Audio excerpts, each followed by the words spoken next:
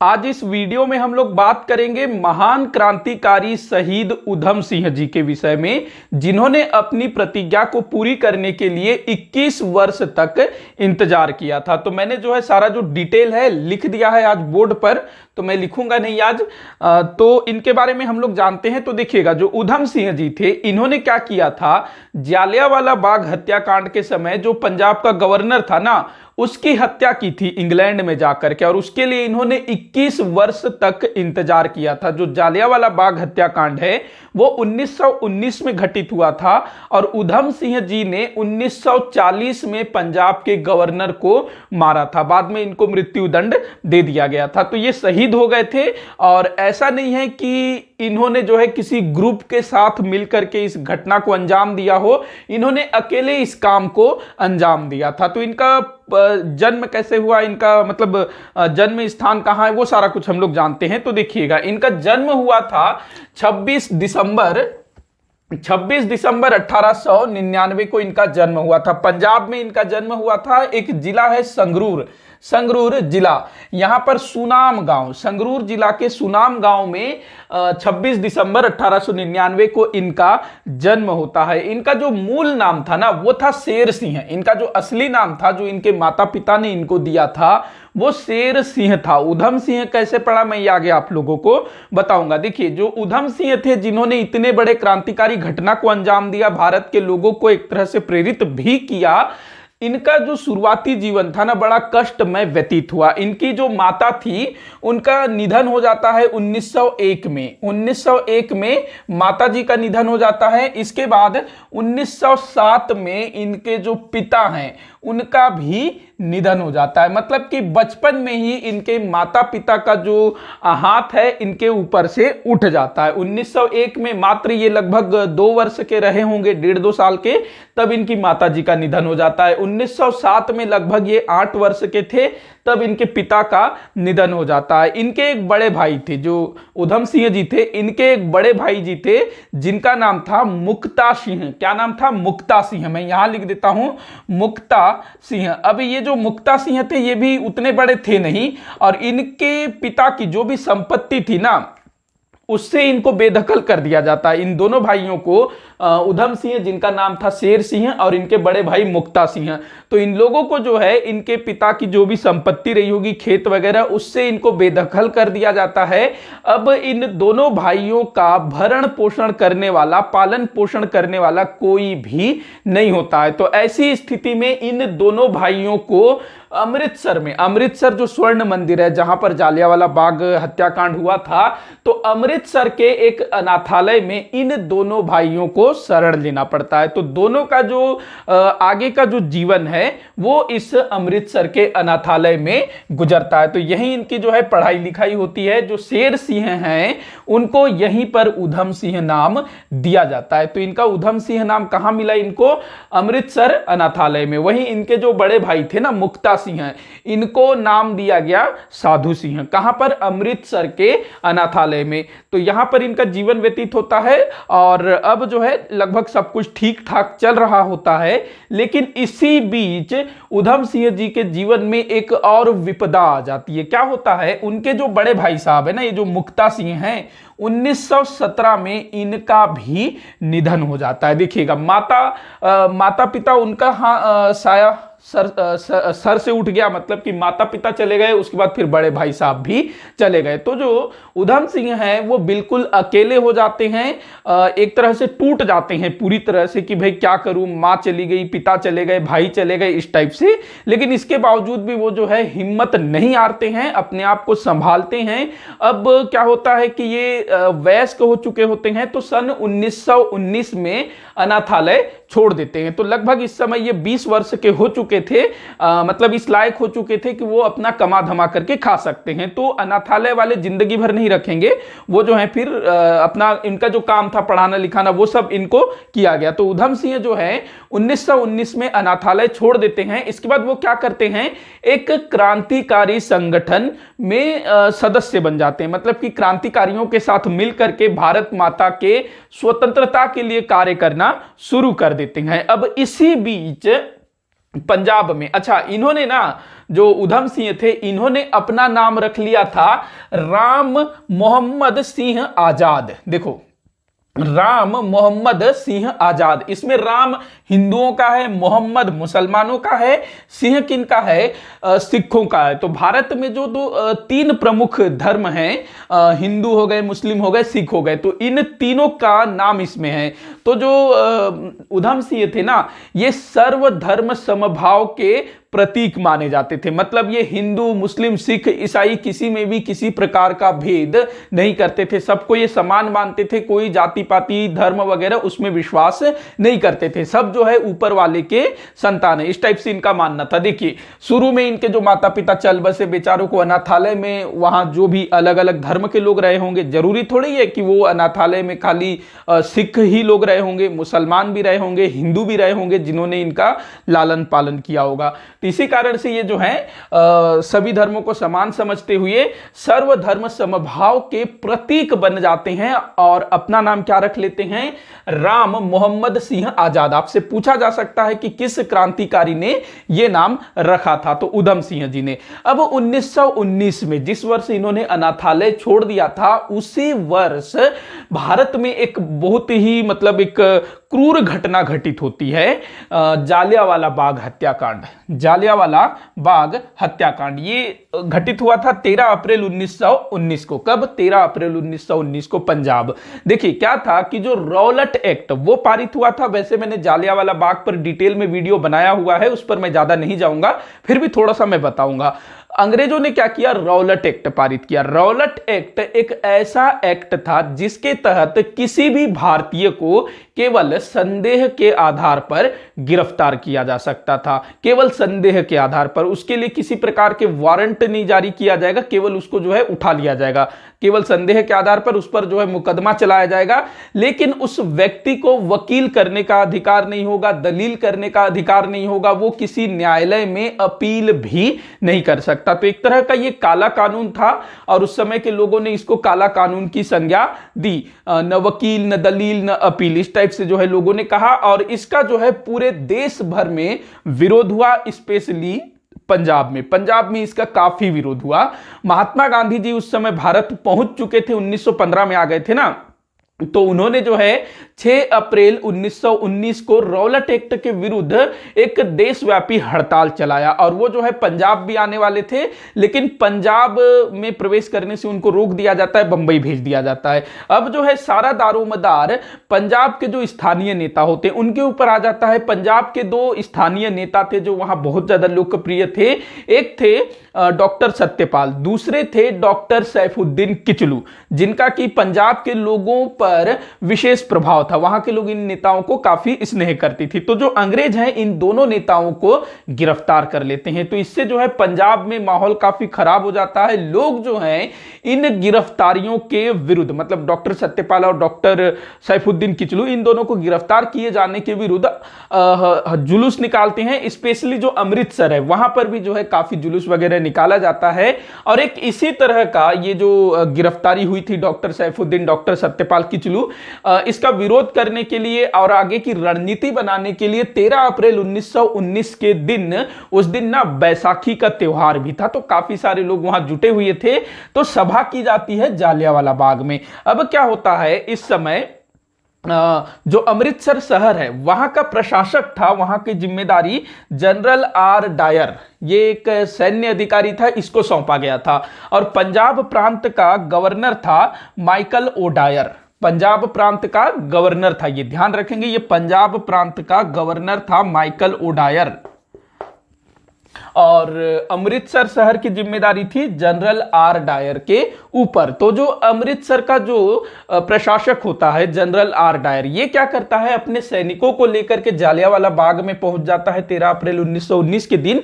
और वहां जो सभा चल रही होती है उस सभा में गोलियां चलाने का आदेश दे देता है, जिसमें असंख्य लोग मारे जाते हैं।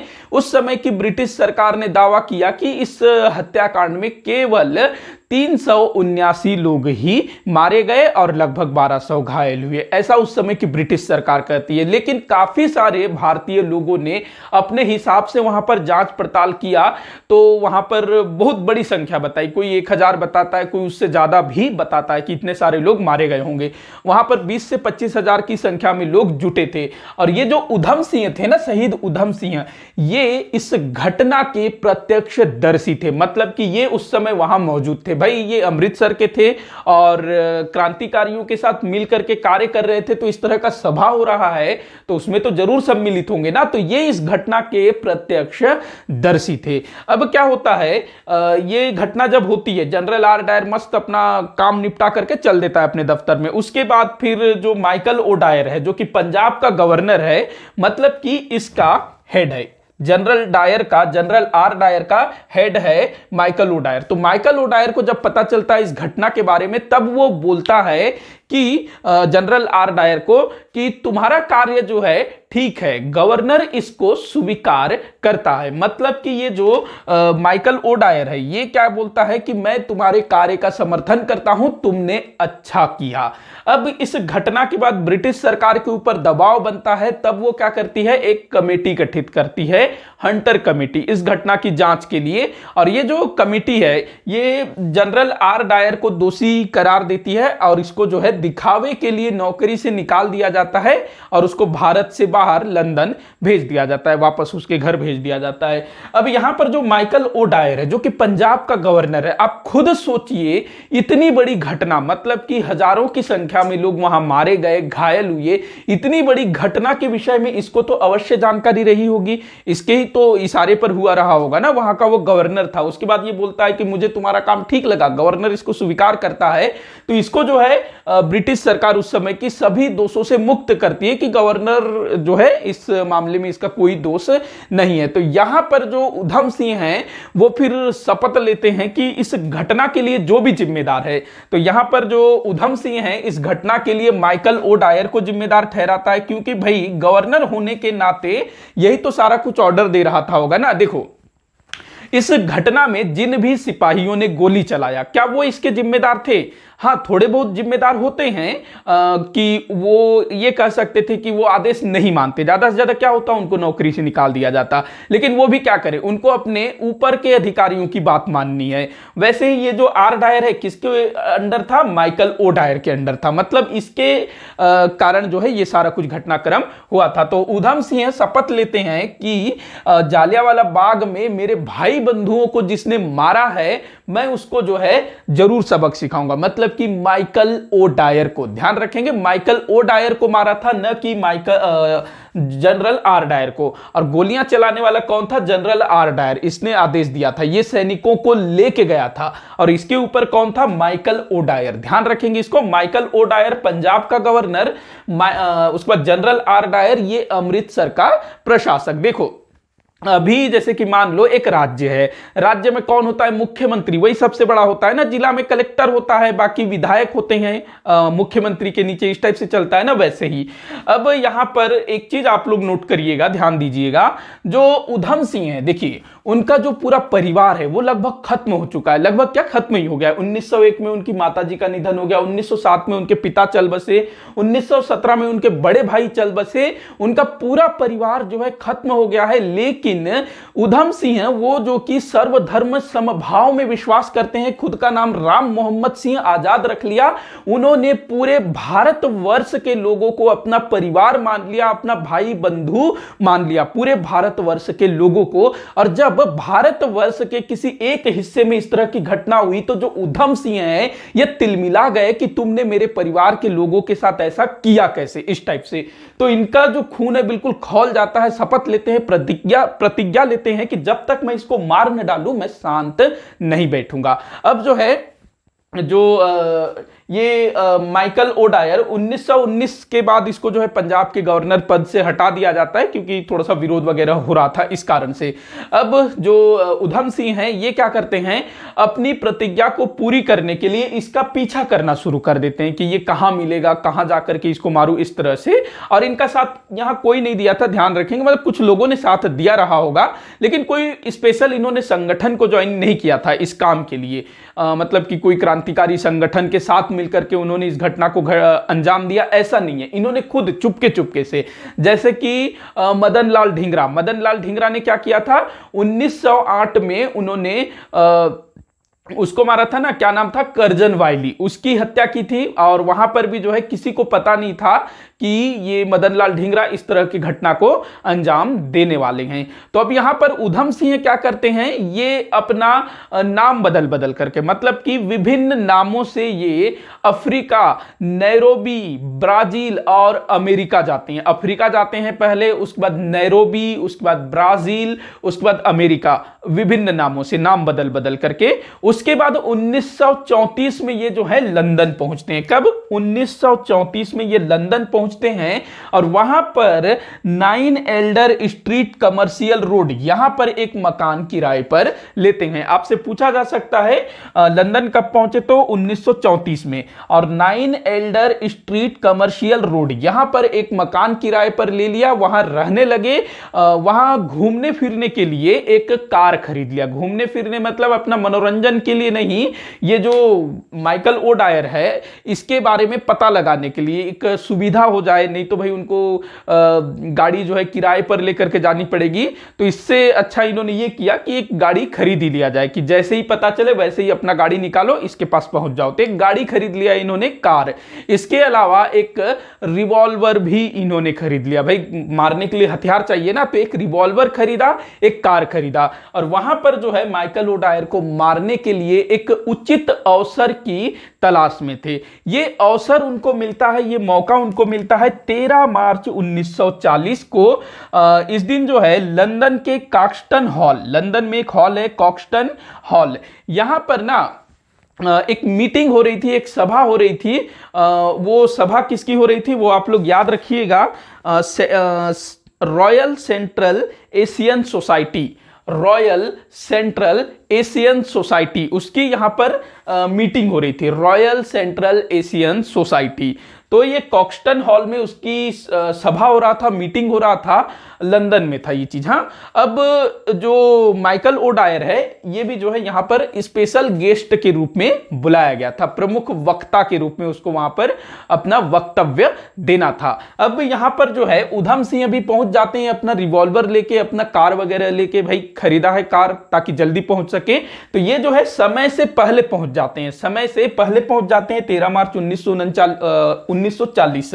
तो समय से पहले इस हॉल में पहुंच जाते हैं। अब इन्होंने क्या किया था, इनके पास जो रिवॉल्वर थी ना उसको बड़े बेहतरीन तरीके से छुपाया था। एक मोटी पुस्तक को, जो पुस्तक का जो बाहर वाला जो कवर होता है, जैसे कि मैं आपको एक दिखाता हूं, एक कोई सा बुक आप लोगों को देखिएगा। मेरे पास अभी कौन सा बुक है, ये एक बुक है मेरे पास। तो देखिए ये जैसे कि बुक है मान लो, तो ये ऐसे हम लोग पेज पलटाएंगे तो ये जो है इसको बंदूक के आकार का काट लिया उन्होंने, इसको जो है बिल्कुल बंदूक के आकार का ऐसा काट लिया और बंदूक को वहां पर ऐसे छुपा दिया और पेज ऐसा ढक दिया, मतलब कि अंदर का ऐसा ड्रॉ करके पूरा बीच का जो है निकाल दिया। आप लोगों ने कुछ मूवी वगैरह में देखा होगा, पुराने मूवीज में इस टाइप का दिखाया गया है काफी सारा, ऐसे पेजेस को जो है बिल्कुल काट देना, उसको निकाल देना और फिर जो अंदर का जो खाली एरिया बचेगा वहां पर बंदूक रख दो और ऊपर से ऐसे ढक दो, किसी को पता ही नहीं चलेगा कि इसमें क्या छुपा के ले जा रहे हैं। तो इस तरह से जो उधम सिंह हैं वो रिवॉल्वर छुपा करके इस कॉक्सटन हॉल में पहुंचते हैं। अब जो माइकल ओडायर है उसको जो है भाषण देने के लिए बुलाया जाता है मंच पर और वो वहां जाता है।